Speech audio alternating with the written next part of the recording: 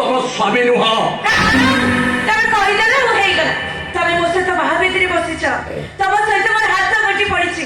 ତମେ ହଉଛ ମୋ ସ୍ୱାମୀ, ମୋ ଇହକାଳ ପରକାଳର ଦେବତା।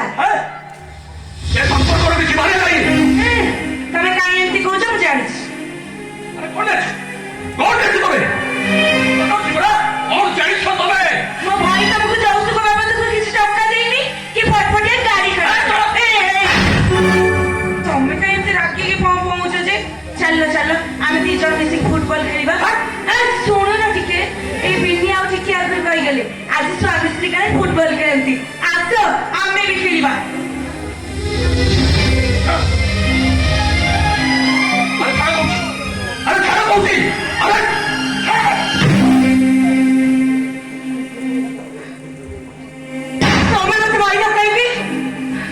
କାହିଁକି ନା ମୁଁ ଆଉ ଗୋଟେ ଝିଅକୁ ଭଲ ପାଏ। ମୋ ବାପାଙ୍କ ସର୍ତ୍ତ ରକ୍ଷା କରିବା ପାଇଁ। ତମ ବାପାଙ୍କ ସର୍ତ୍ତ ରକ୍ଷା କରିବା ପାଇଁ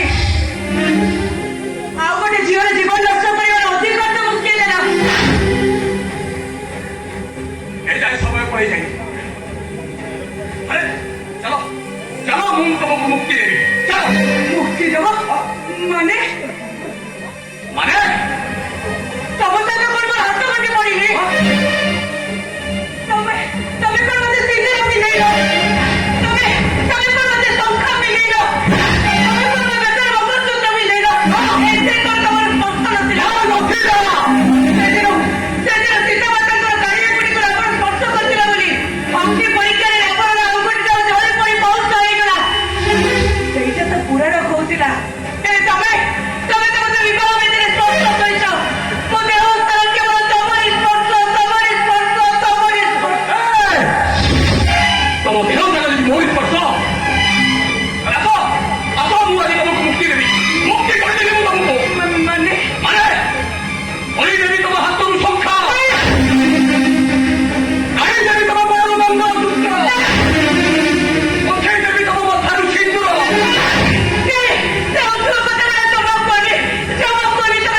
ଗୋଟେ ସ୍ତ୍ରୀ ସେତେବେଳେ ହାତରୁ ଟଙ୍କା, ମଥାରୁ ସିନ୍ଦୁର, ବେକରୁ ମଙ୍ଗଳସୂତ୍ର କାଢିଦିଏ ଯେତେବେଳେ ତା ସ୍ୱାମୀଟା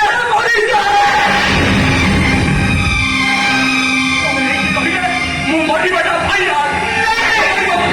ମୋ ବେବୀ ଛିଡ଼ା ହେଇଛି। ମୁଁ ତମ ପ୍ରାଣ ଯାଉଛି। ମତେ ମୁକ୍ତି ଦିଅ, ମୁକ୍ତି ଦିଅ ମତେ। ମୁଁ ତମ ଗୁଣ